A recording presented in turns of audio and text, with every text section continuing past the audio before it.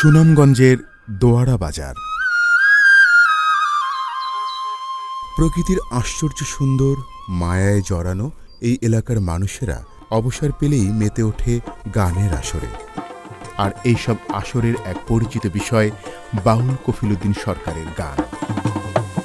কবি মুকুন্দ দাস কারাগারে জীবন তার নাশ। কবি মুকুন্দ দাস কারাগারে জীবন তার নাশ। হলো মুদের কি সর্বনাশ, তাই কেউ তো ভেবে দেখলাম না। প্রেমের মানুষ চলে গেল আর তো ফিরে এলো না। একাধারে শিল্পী, গীতিকার ও সুরকার বাউল কফিলউদ্দিন সরকারের জন্ম ১৯৩২ সালের ২৭ ফেব্রুয়ারি। মরমী গানের এই সাধকের জন্মস্থান হবিগঞ্জের মাধবপুর উপজেলার মালঞ্চপুর গ্রামে। কিন্তু তার জীবনের পরবর্তী বেশিরভাগ সময় কেটেছে ছাতক আর দোয়ারা বাজারে। বাবা রিয়াজউদ্দিন ও মা করিমুন্নেসার তৃতীয় সন্তান কফিল। আগরতলায় কাজ করার সময় একদিন দুর্ঘটনায় আখ মাড়াইয়ের মেশিনে বাঁ হাতটি থেতলে যায় তার, কেটে ফেলতে হয় কনুই পর্যন্ত। এরপর থেকে এক হাতেই একতারা দোতারা বাজান তিনি। তারা এই বাড়িতে তারা বসত করত।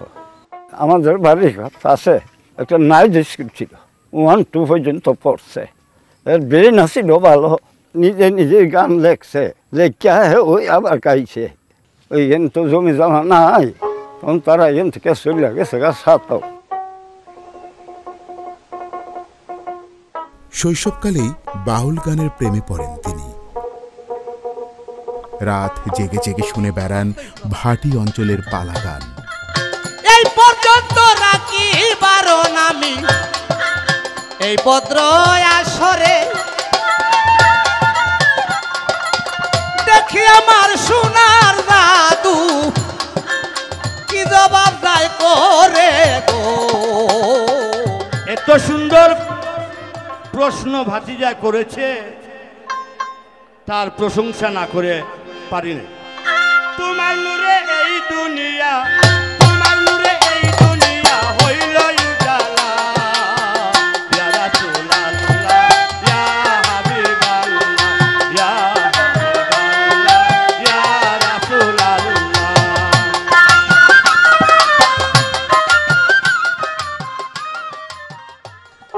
আর সব সাধারণ কিশোরের মতো কিশোর কফিলের মনে জাগতিক বিষয়ের প্রতি কখনো আগ্রহ জাগেনি। মাত্র 10 বছর বয়সে সাধক কবি দূরবীন শাহের সান্নিধ্য পান তিনি। জ্ঞানের সাগর খ্যাত দূরবীন শাহের সরাসরি শিষ্য কফিলউদ্দিন সরকার। সিলেটের ছাতকে গুরুর ছায়াতলে ছিলেন প্রায় 11 বছর। এখানেই বাউল সাধনার মধ্য দিয়ে বড় হয়ে ওঠেন তিনি। তার যিনি গুরু ছিলেন দূরবীন শাহ, তিনি একজন খুবই বড় মাপের একজন সাধক মহাজন ছিলেন। তো কফিলউদ্দিন সরকার আসলে এইসব সাধক মহাজনদের সঙ্গে সঙ্গ করেছেন। এই যে সাধক মহাজনদের সঙ্গে সঙ্গ করা বা তার সমকালে যেসব বাউল গীতিকার সাধকেরা ছিলেন তাদের সঙ্গে যে সঙ্গ করা, এটি দেখতে দেখতে তিনি যে পরম্পরাগত শিক্ষা পেয়েছিলেন সেটা কিন্তু বিশাল একটা বিষয় ছিল। এবং তার গানের বিশাল একটা অংশ জুড়ে রয়েছে মাঝবান্ডারি দ্বারার গান। যেমন শাহজালাল বন্দনাসূচক অনেক গান রয়েছে। এই শাহজালাল গানের জালালি গান বলা নামে পরিচিত। এই জালালি গানের যে বিবর্তন এবং জালালি গানের প্রচারের পিছনে কফিলউদ্দিন সরকারের একটা বিশাল ভূমিকা রয়েছে। তরিকা প্রসঙ্গ, বাউল তত্ত্ব প্রসঙ্গ, ফকির আলী প্রসঙ্গ, বৈষ্ণব সহজয়া মতবাদ প্রসঙ্গ, এমনকি সিলেটের যে ঐতিহ্যবাহী নাগরি লিপি, এই লিপিতে রচিত যে মরমী সাহিত্য, এই সাহিত্য সম্পর্কে অগাধ তার জ্ঞান ছিল। তখনকার বাউল শিল্পী অনুরাগীরা তাকে নাম দেন তত্ত্বের ভাণ্ডার। আসলে সিলেট অঞ্চলের যে গানের যে ধারা, সেটা হচ্ছে বৈষ্ণব মতবাদ, ফকিরি মতবাদ, বাউল মতবাদ। আমরা যদি কফিলউদ্দিনের সরকারের গানের বিশ্লেষণ করি, দেখা যাবে যে আত্মতত্ত্ব, দেহতত্ত্ব, তার পরমতত্ত্ব, কামতত্ত্ব, নানা ধরনের নানা পর্যায়ে গান রয়েছে। এবং তার গানের, তার সৃষ্টির বিশেষ একটা অংশ জুড়ে রয়েছে মালজোড়া গান।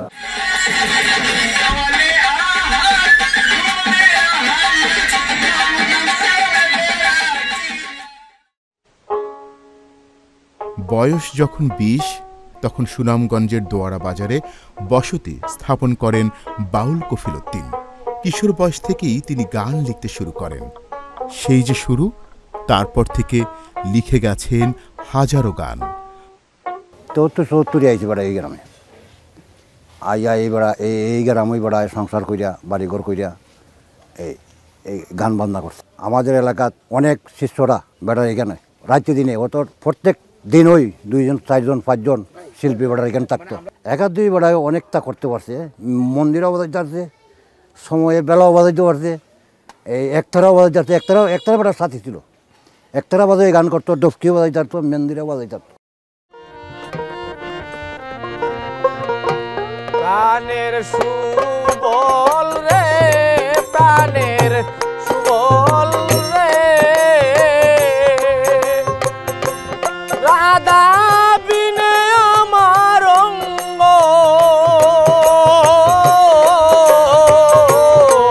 অঙ্গ যায় জ্বলিয়া। দোয়ারা বাজারে থাকাকালে স্ত্রী কুলসুমা বিবির সঙ্গে সংসার শুরু করেন কফিলউদ্দিন। আমার আব্বা মানুষ হিসাবে মনে করেন তাই খুব সরল মানুষ আছেন, খুব ভালো মানুষ আছেন। তাই কোনো টাকা পয়সার কোনো লোভ করতেন না, সম্পদের কোনো লোভ করতেন না। সারা জীবন তাই গানে গানে থাকতেন, সারা রাত্রে গান লিখতেন বইয়া বইয়া। আমার আব্বু চা যদি বানায় তুইছি আমার আব্বুর চা টান হইয়া গেছে, আমরা ডরাইয়া আব্বুরা কইতাম না আব্বু চা খান। ছোটো গাছ কেটে একটা দোতারাও তৈরি করে দিয়েছিলেন উনি আমাকে। তখন আমি ক্লাস 6-এ পড়তাম, তখন বাবার সাথে ঘুরে বেড়াইতাম দিরাজ সাল্লা দল এলাকায়। আমার আব্বার সাথে সবসময় থাকতো একটা স্টিল একতারা। প্রথমে ছিল একটা বেল, তখন দেখা গেল যে ওটা দিয়ে আমার বাবার ছাত্রছাত্রীকে উনি কোনো সময় বিপদের হাত থেকে রক্ষা করতে পারতেন না, ওটা তো হালকা ধরনের। তারপর উনি পদক্ষেপ নিলেন যে আমি স্টিল দিয়ে একটা একতারা তৈরি করবো, যাতে আমার জীবন সঙ্গী হিসাবে ওটা দিয়ে আমি গান গাইয়ে বেড়াইতে পারবো। আমার লোকের গায়ে কেউ যদি হামলা করতে চায় এটা দিয়ে আমি ওদেরকে আত্মরক্ষাও করতে পারবো। সংসারের প্রতি আমার বাবার আসলে ওনার তেমন একটা টান ছিল না, যে আমরা যে বাড়িতে আছি, আমি আছি, আমার বোন আছে, আমার মা আছে, আমাদেরকে যে 3 বেলা এক মুঠো ভাত খেতে হয় ওইটা আসলে আমার বাবা মনে করতেন না। উনি মনে করতেন যে সঙ্গীত ওনার জীবনের সবচাইতে বড় সাধনা। আতর গোলাপ সুয়া চন্দন, আতর গোলাপ সুয়া চন্দন সাজাইলাম ফুল বিছানা, ও বাগির বাসরে বন্ধু কেন আইলা না, ও বাগির বাসরে বন্ধু কেন আইলা না।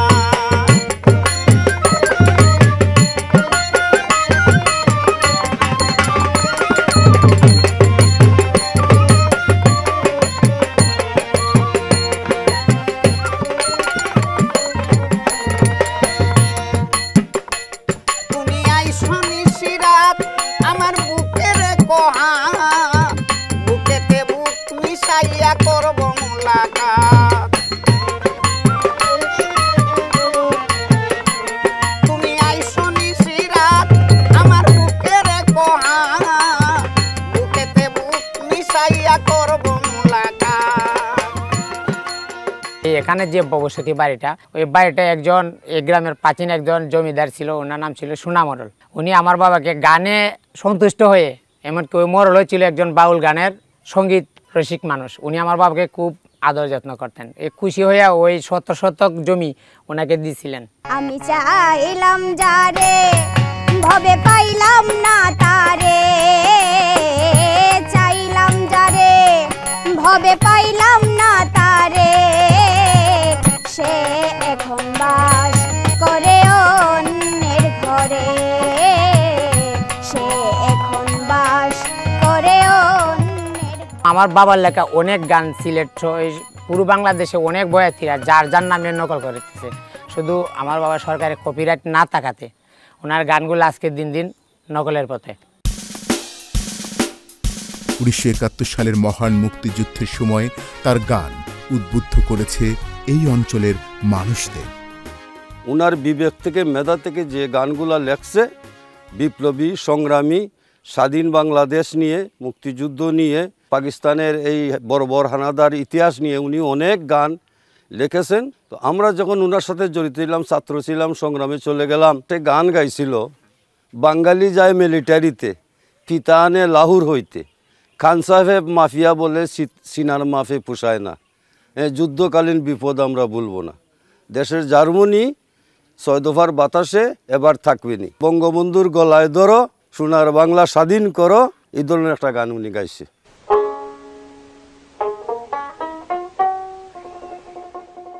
2018 সালে বাউল কফিলউদ্দিন সরকার নতুন করে আলোচিত হন সৈয়দা আঁখি হকের লেখায়।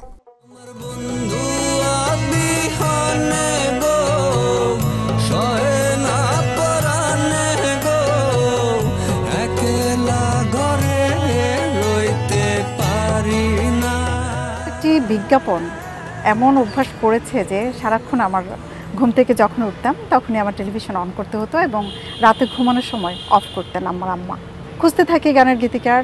এক পর্যায়ে আমি 2009 সালে সিলেটে যাই হাসন রাজা, রাধা রমন, শাহ আব্দুল করিম কোথায় আছেন, কোথায় জন্মেছেন তাদের সম্পর্কে জানতে। সেখানে গিয়ে আমি কয়েকজন বাউল শিল্পী ছিলেন তাদের কাছে জানতে চাই যে আচ্ছা এই গানটি কার। তখন বিরোহী কালামিয়া ইনি বললেন যে এটা তো আমার গুরুর গান, বলেন কফিলউদ্দিন সরকারের গান। বসন্তেরি কালে ডালিম পাকা ডালে, বসন্তেরি কালে ডালিম পাকা ডালে, কার বাসরে রইল বন্ধু আইলো না, আইলো না, একলা ঘরে রইতে পারি না। এখানে লেখা আছে 1967 সালে 22 কার্তিক 1374 বাংলা, গুলিস্তান প্রেস, সুনামগঞ্জ। 101 নং গান হচ্ছে আমি চাইলাম যারে হবে পাইলাম না তারে। আর এখানেও আছে যে আমার বন্ধু বিহনে গো বাঁচি না পরানে গো, আমার প্রিয় সেই গানটি।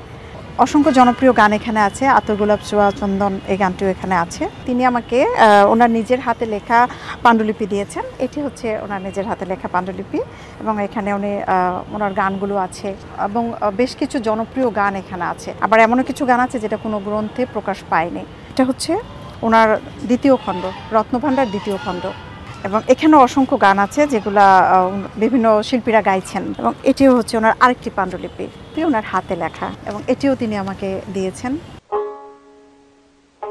সুমন কুমার দাস কফিলউদ্দিন সরকারের গান নামক একটি সংকলন প্রকাশ করেন, যার মধ্যে উঠে আসে তার বিভিন্ন সময়ের লেখা নানা ঘরানার গান। কপিল ভাইয়ের একটি ইচ্ছে ছিল খুব ভালোভাবে ওনার গানের একটা নির্বাচিত সংকলন বেরোক, তো সেই অনুযায়ী আমরা দীর্ঘদিন ধরে কাজ করেছি।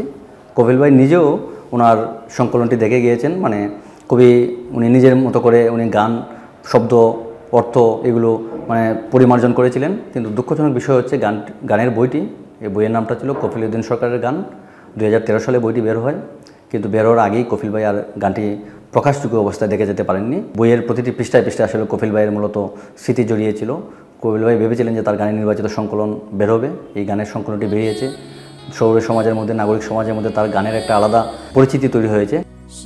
নতুন প্রজন্মের তরুণ শিল্পীরা বাউল কফিলউদ্দিন সরকারের গান গেয়ে চলেছেন বিভিন্ন আঙ্গিকে।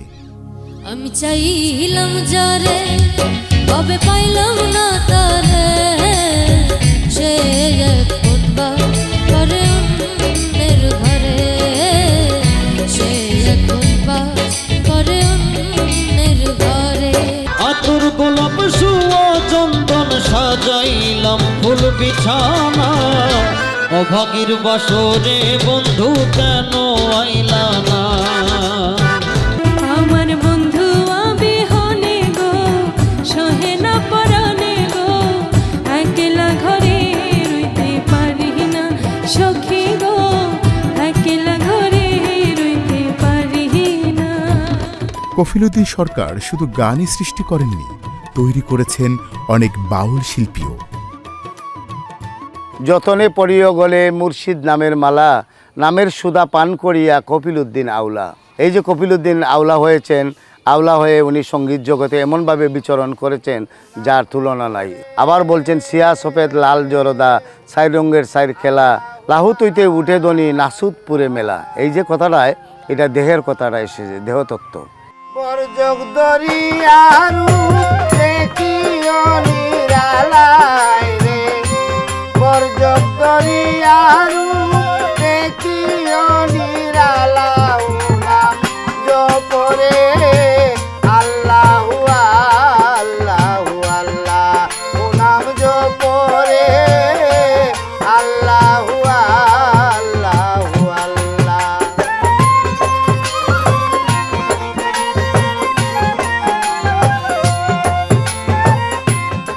অকুলে বাইশাসি দয়াল মুর্শিদ তুমি বিনে গুরনিদানে খেত রবি মুরে আমি যখন গুর সংকটে পড়ব তখন আমি মুর্শিদকে স্মরণ করবো আমাকে উদ্ধার করাতে।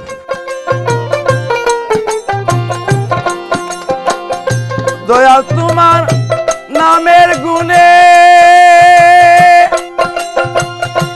উদ্ধারিলায় কত জনে, দয়াল তোমার নামের গুণে উদ্ধারিলায় কত জনে,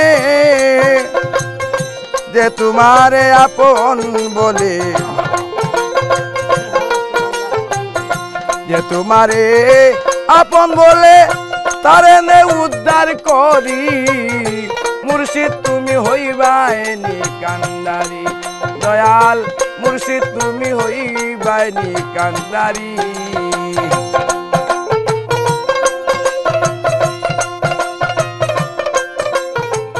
পড়িতে পারলাম না সেই নামাজ, যে নামাজে আল্লাহ রাজি হাসিল হয় নবীর মেহারাজ, পড়িতে পারলাম না সেই নামাজ। এই গানটা আমার বাবা গাইতেন, এই গানটা আমার বাবা তর্জমা করছে, করার পরে বলছে রে ভূত এই যে বাউলের গান উনার কাছেই তোমাকে আমি তুলে দিব, উনাকে আমি নিয়ে আসবো যে কোনোভাবেই। আমার বাবা নিয়েছেন উনাকে, নেওয়ার পরে আমার বাড়িতে 2 দিন থাকা হয়েছে। এরপর উনার হাত ধরে আমি চলে আসলাম উনার গ্রামের বাড়িতে মাঠগাঁও। তখন আমার বয়স 11-12 বছর। 1006 বছর উনার সান্নিধ্যে ছিলাম। পরমকে নিয়ে বা আধ্যাত্মিক চিন্তা চেতনা বেশি ছিল, বা দেহর উপরে কি নিয়ে আমরা দুনিয়াতে এসেছি এইটাই বিশ্লেষণ করতেন সব সময়। ওরে সুবল দাদা বলি তোরে প্রেমময়ী রায় কিশোরী,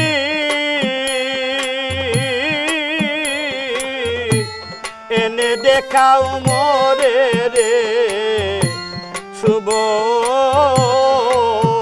সুবল দাদা বলি তোরে, ভাই বলি তোমারে রে সুবল, ওরে সুবল দাদা বলি তোরে।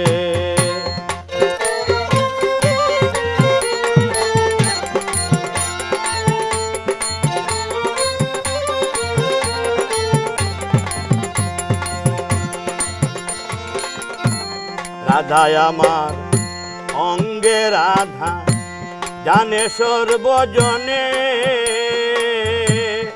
হায় রে রাধায় আমার অঙ্গে রাধা জানে সর্বজনে, আমি তারে ভুলিব না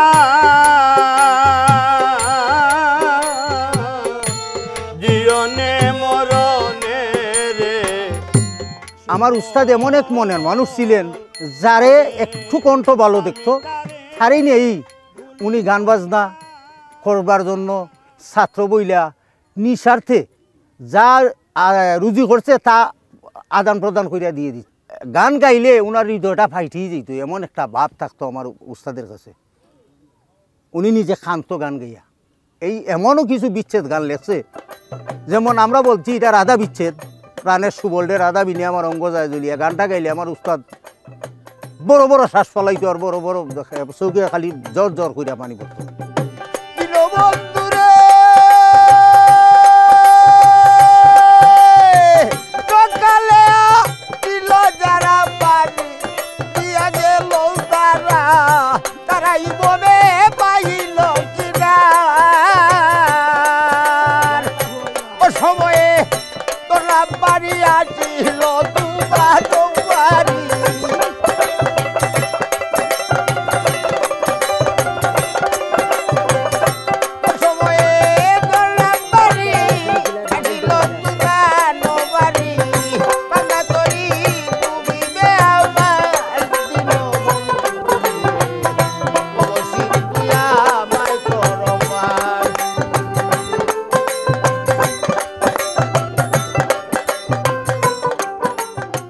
উনি মৃত্যুর 5 বছর আগে আমারে বলল, বাবা আমি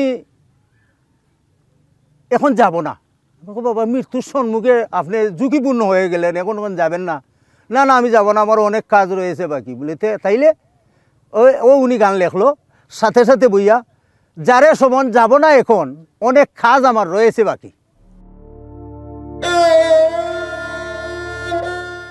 2012 সালে বাউল কফিলের ফুসফুসে ক্যান্সার ধরা পড়ে। কপিল ভাই আসলে তখন খুব একটা কথা বলতে পারতেন না, মানে গলার স্বর সেভাবে আসতো না, তার অস্পষ্ট ইশারা কিংবা আকারে কথা বলতেন, অস্পষ্টভাবে দুর্বোধ্য ভাষায় আমাকে বললেন, দাদা জায়গা সময় হয়ে গেছে। এরপর দিন তিনি চলে গেলেন।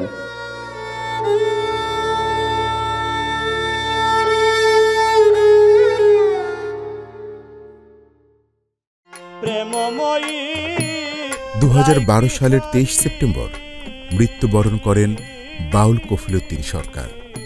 লোকসাহিত্যের নিভৃতচারী এই নক্ষত্র চলে গেলেও রেখে গেছেন তার সৃষ্টি করা অসংখ্য গান। ভাই বলে তোমারে রে শুভ ওরে সুবল দাদা বলে তোরে